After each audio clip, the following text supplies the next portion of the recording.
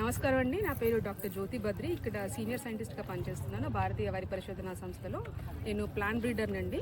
So ఇక్కడ నేను అందరికీ రైతులకి ఈరోజు మేము మా సంస్థ రైతు దినోత్సవం జరుపుతున్న సందర్భంగా వచ్చిన రైతులందరికీ ఇక్కడ మేము డెవలప్ చేసిన వెరైటీస్, కొత్తగా తయారు చేసిన ఈ పాతవి, అంటే మా సంస్థ నుంచి ఇప్పటివరకు విడుదల చేసిన వాటిలలో కొన్నిటినంటే ఇక్కడ నేను మెయింటెనెన్స్ బ్రీడింగ్ చేస్తాను. అంటే సీడ్ ప్యూరిటీ గురించి ఈ ప్లాట్ నేను మెయింటైన్ చేస్తానండి.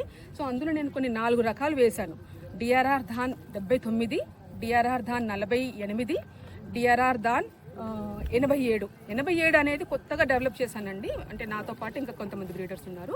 సో దీంట్లో నేను ప్రధానంగా నేనున్నాను. ఈ డిఆర్ఆర్ ధాన్ 87లోను 79లోను. సో ఈ వెరైటీస్ అది నేను ప్యూరిటీ మెయింటైన్ చేయడానికి ఇక్కడ ఈ ప్లాట్లో చూస్తున్నాను. అందుకే ఎవరు వచ్చినా కూడా ఇక్కడ చూపిస్తున్నాము. సేమ్ మెటీరియల్ మీకు మళ్ళీ ఈ వన్ ప్లాట్లో కూడా ఉందండి. సో ఇక్కడ వచ్చేసి 79 అనేది హంస రకం. డిఆర్ఆర్ ధాన్ 79 అనేది హంస రకం. ఈ హంస రకంలో మనకి ఏంటంటే అగ్గి తెగులు తట్టుకుంటుంది, దోమ తట్టుకుంటుంది, ఉల్లికోడును తట్టుకుంటుంది, నీటి ఎద్దడి కూడా తట్టుకుంటుంది. ఇది 130 రోజుల పంట. 125 రోజుల నుంచి 130 రోజుల వరకు వస్తుంది. దాని తర్వాత వచ్చేసి డిఆర్ఆర్ ధాన్ 48 వచ్చేసి మనకి పాతదేనండి. 2018లో రిలీజ్ చేశాం దీన్ని. ఇది వచ్చేసి మనం దక్షిణాది రాష్ట్రాలకు రిలీజ్ చేశాము. ఆంధ్రప్రదేశ్, తెలంగాణ, కర్ణాటక, తమిళనాడు, కేరళ ఇలాంటి రాష్ట్రాలకి విడుదల చేయడం జరిగింది. ఇది బీపీటీ రకం అండి. అంటే సన్నగా ఉంటుంది, చౌడు నెలల్లో వేసుకోవచ్చు, ఎండాకు తెగులు తట్టుకుంటుంది, ఇంకా లో గ్లైసెమిక్ ఇండెక్స్ అంటే చక్కెర శాతం తక్కువ ఉంటుంది. ఇందులో 51.1 అండి. ఇంకా వచ్చేసి హై జింక్ అంటే బయో ఫార్టిఫైడ్ రైస్ అని మీరు వినే ఉంటారు కదా. సో దీంట్లో వచ్చేసి 24 ppm ఉందండి. పాలిష్డ్ రైస్లో.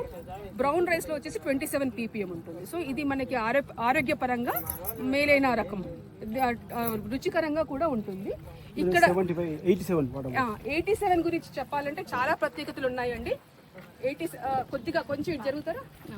87 గురించి చెప్పాలంటే చాలా ప్రత్యేకతలు ఉన్నాయి. 87లో మనకి అత్యంత అధిక బియ్యం రికవరీ వస్తుంది. అది హెడ్ రైస్ రికవరీ అంటాం కదా, 72% ఉందండి.